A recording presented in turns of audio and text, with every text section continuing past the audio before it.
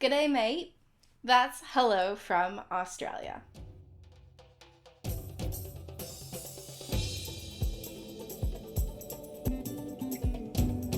You're listening to Christian Travelers Network, the podcast and platform where travel stories, community, and scripture combine. Hey Christian travelers, I'm so glad that you are here. We are currently in a series where we are going alphabetically through all of the places in the world. And today we get to talk about the wonderful country of Australia. But before we dive into that, I want to once again point you to our subscribe button. Whether you are listening on a podcast or watching this episode on YouTube, by hitting that subscribe, you guarantee that you get to hear next week's episode as well as we continue through the different countries, and you encourage others to learn more about God's handiwork, whether it's in landscapes, cultures, or just general architecture as we explore the many beauties of this world. But without further ado, let's go ahead and dive into Australia. Normally I kind of say, if you don't know where it's at, but honestly, I would be a little surprised if you didn't know where it's at. And maybe that's because I have been blessed to visit Australia. So I do indeed know where it is located in the southern hemisphere. It is a large mass of land full of tundras, grasslands, temperate forests, deserts, and its temperature ranges from 32 degrees Fahrenheit in June and August to about 95 degrees in December to February, making the best time to visit somewhere between September to November or March to May. Now, when it comes to visiting this wonderful land down under, there are so many unique things that I definitely recommend visiting, but I have 5 that I want to share with you. Now, the first might seem a little obvious. It's the Sydney Opera House, a performing arts center based in Sydney, and its design is unique. Its architecture is really something special. Well, when I was in Australia, I learned that this unique architecture was drawn in crayon. They had a whole competition where architects drew in all kinds of designs, but the artists who have submit the renowned work actually submitted their art in crayon. The next place that I recommend visiting is the Kimberley. By cruising the Kimberley, usually the best time being May and April, you get to see some of the remote areas of Australia, waterfalls, white beaches, and some of the beautiful rocks and landscapes. If you're also looking for other ways to kind of see those hidden back areas of Australia, I would recommend visiting the Red Centre. This extraordinary landscape of desert plains, weathered mountain ranges, and rocky gorges are some of the Aboriginal Australians' most sacred sites. While they'll welcome you there and share a little bit about their history, I encourage you to still be respectful while touring some of these sites. Another place to definitely check out while in Australia is the Great Barrier Reef. Whether you're going scuba diving or snorkeling, it's just a beautiful view to see, and I really enjoyed it as well. Some of those breathtaking views of the ocean, a whole other world that we don't get to see every day, and getting to see the sea creatures and the coral life is really something special. But still, again, be respectful of the ecosystem. And then another one of my favorite places was Fraser Island. This is a unique island with 63 different ecosystems. While we were there, we saw desert areas, jungles, got rained on while walking along the beach. There's a really unique shipwreck there. And they have a freshwater lake, which is really a beautiful view. You can swim out and still see all the way to the dark depth bottoms, and the sand is super fine, so if you rub it on your skin, it supposedly gets rid of your acne. So definitely a unique and relaxing way to spend your time in Australia. Now, if you are looking for a way to connect with other Christian travelers while exploring Australia, I have a unique opportunity for you.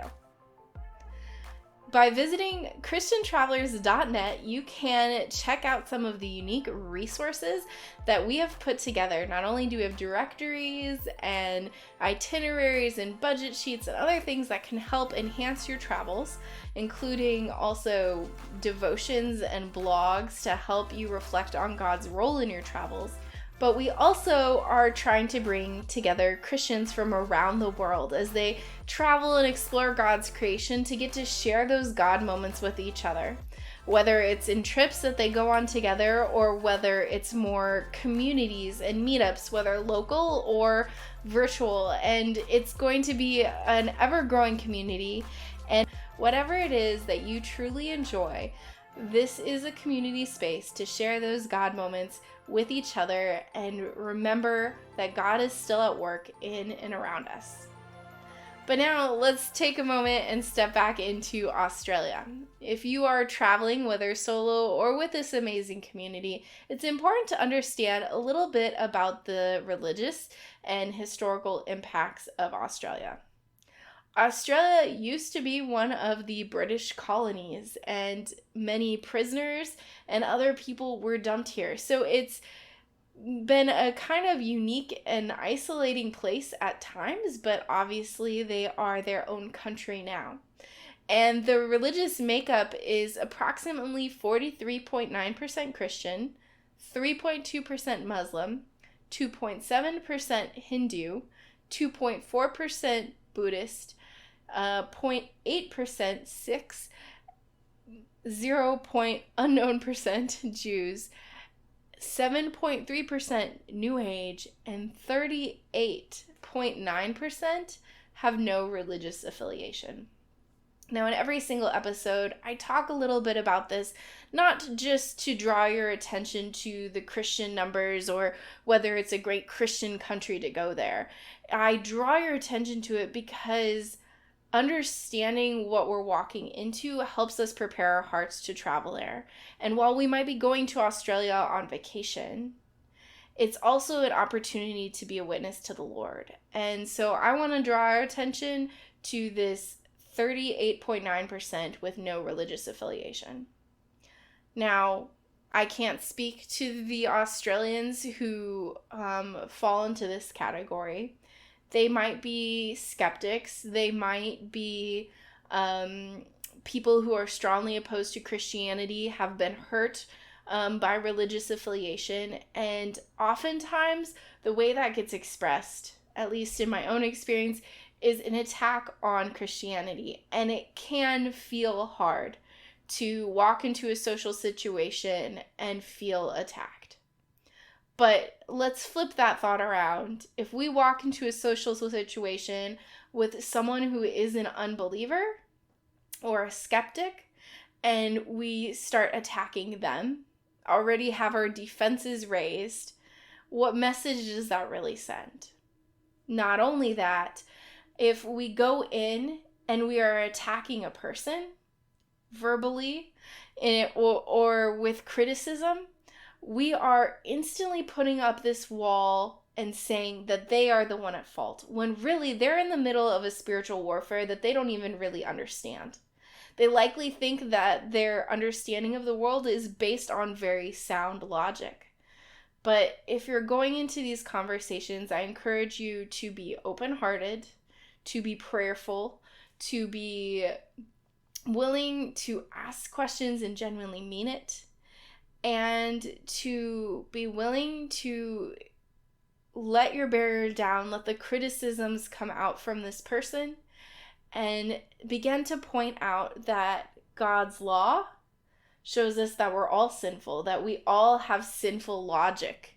Even as Christians trying to live out our faith are broken and sinful people, just like these people who don't know God's love or are in some weird space because of their own history and past, are in the middle of a spiritual warfare, and that sin is causing them to be further separated from God. So first, pointing out law and how we are all broken, but then how that law brings us to the need for a Savior. Now, I'm not saying you're going to go converting everyone, and I'm not saying that that is the intention of your vacation. But I am saying that in your travels, if the opportunity comes up, having some general knowledge of how to start that conversation, being open to it, and acknowledging that Jesus loves all of humanity and that Satan is at work, that there is spiritual warfare, and that is the true enemy in that conversation, not the person, helps us start off a conversation on better footing. Now, I hope that you've learned a few things, but this isn't all that there is to Australia. And that's why I have some amazing people here to share a little bit about their own insight into Australia as well. Hi everyone, my name's Esther, and today I will be introducing Australia to you. So, the first thing to know about me is that actually I'm not from Australia. I am currently here, but I am from New Zealand, and I've been here a number of years, so I do feel a little bit qualified to share this amazing country with you. I'm also a Christian. I believe that God made the earth, He made us, He saved us from our sins through Jesus to live a full life with Him, and that includes enjoying His creation and exploring it as well. So that's why I'm really passionate about exploring the connection between faith and travel. And exploring the connection between faith and everything else that we do, work, our relationships, our friendships, our leisure time, that kind of thing. So yeah, as I said, I've been in Australia for a number of years. I work as a veterinarian, treating animals big and small, and I came here for some experience after working in New Zealand and doing some international travel. And that experience was really good, and so I'm still here. So it might not be my forever home, but I am loving it right now. Also done a lot of local and interstate travel. It's a super varied country. That's one thing I know, that after being in New Zealand for so long. It has beautiful beaches, just like the ones on the postcards that you see, but also desert landscapes. It's very tropical. Up in the northern states, you can feel like you're in parts of Asia in some places, and in the south you can feel like you're in New Zealand with the mountains, the colder weather, and the rugged coastline. So it's definitely a place worth considering exploring, and I'm going to give you some tips that might help with that. So, Australians or Aussies can be hard to understand at times. One, because sometimes their accent, which I, for one, definitely won't be sporting the typical Australian accent. Their accent can be a little bit hard to pick up on. They tend to sort of extend certain vowels like mate or bingo, and make it rather harsh on the ears, in my opinion. But they also tend to mumble, so not really enunciate their words very well. And on top of that, they can speak quite fast if they get excited. So sometimes they're hard to understand. And on top of that, they will throw in a lot of slang. So there's a few, I guess, rules or things to listen out for. One is that Australians always like to shorten things and add an O onto the end.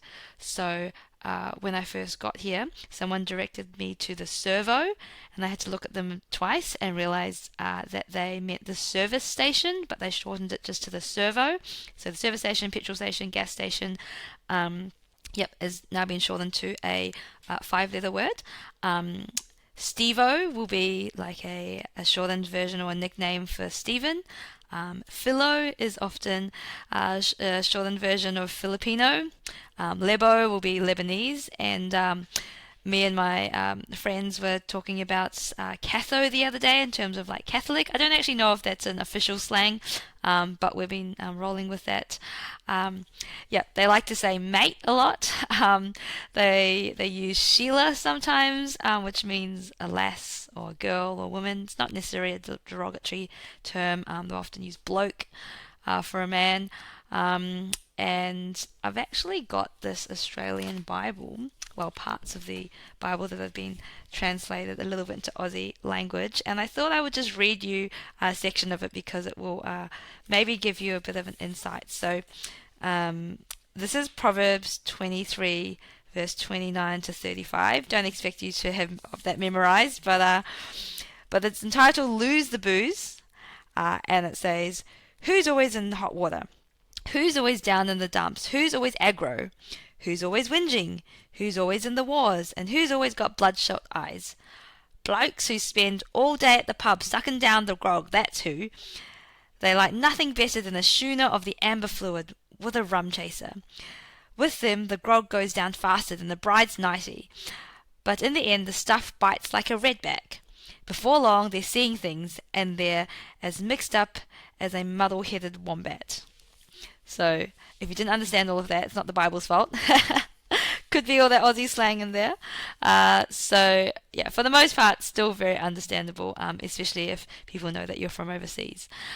In terms of the culture or the vibe, I mean, I guess the typical Australian guy might be pictured as a very laid back kind of surfer dude with board shorts and sunnies, long hair and thongs, which are flip flops, or those sandals with the one bit that goes in between your big toe and the rest of your toes. In New Zealand we call them jandals, which I also think is not a very common term. Here they call them thongs. Yeah, that's probably more of a Queensland style look, because it's more hot up there. And they've got all those beautiful beaches to go surfing on all year round. In Victoria, where Melbourne is located, the typical bloke, might be the footy fan. So yeah, the football fan wrapped up in a beanie and a scarf in their team's colours, going to watch the game in the middle of the winter. Yeah, footy is the Australian version of football. It's kind of, and I'm not a footy fan nor an expert, but it's sort of a rugby-shaped ball that is passed between players with their hands and sometimes their feet. They play in an oval rather than like a square or rectangular pitch, and the players wear singlets, very short shorts, and often a mullet for style. So if you're ever in Victoria, then you must go and see a footy game, especially if it's in the winter time. If you have limited time in the country, it's a very big country, probably bigger than you may imagine. I would say fly to different places. Don't drive, because you'll spend most of the time just driving for hundreds of kilometers, not seeing very much at all, apart from maybe some roadkill with all the native animals. I'd say pick a couple of more remote places to visit, as well as cities. Maybe just visit one or two big cities, maybe even one, and just head out to the remote places. We call them the outback, and sometimes if it's super super remote, it's like the sticks in terms of slang. If you're looking for something super traditional to eat, I can't think of anything really traditional off the top of my head, but there's definitely kangaroo meat to try, which is pretty rarely available in supermarkets or maybe at the local pub, or different restaurants, so that can be a bit of an experience. It's very, very multicultural, especially in the cities, and Melbourne is known for its coffee. Its coffee culture. And one thing you may not know is that it can also be combined with social enterprise. So there are a number of cafes around which are social enterprises, so they help either the refugees or the underprivileged or troubled teens. And it's worth maybe checking those out, because it's a very nice thing to be supporting, as well as sampling some of the coffee that is Melbourne is well known for. We also have a lot of Vietnamese migrants here, and there's a huge Vietnamese culture, which is super great. They've brought all their food over. In Melbourne, one of the western suburbs is Footscray, and it's known for its Vietnamese food and its markets. In my humble opinion, and it may be because I do live out this way a little bit, Footscray is a little bit more commercialised now, just being a little bit more closer to the city, and I would say that Sunshine, or maybe even St Albans, which are the next two suburbs over from Footscray, have even more authentic Vietnamese food, and house even more more of that culture. So if you're ever in Melbourne and wanting some good Viet pho or banh mi, come to Sunshine, come to St Albans, and maybe bypass Footscray. Phillip Island is on the eastern side of Melbourne. It's actually just outside of Melbourne. It's known for its penguins. But if you are not willing or don't have enough time to travel all the way to Phillip Island, there are actually penguins that you can see for free even at St Kilda. St Kilda is just one of the inner suburbs of Melbourne. It's by the beach. There's a pier along there, quite a long one, and there's often penguins just hiding along there, which you can see. So that's a little secret that you might want to pocket when you're in the city. little punt for my group. I organise a group called Christian Backpackers. That's originally how I met Sarah and all the great work that she does in Christian Travellers Network. We're a group that meets once a month for social activities around the city.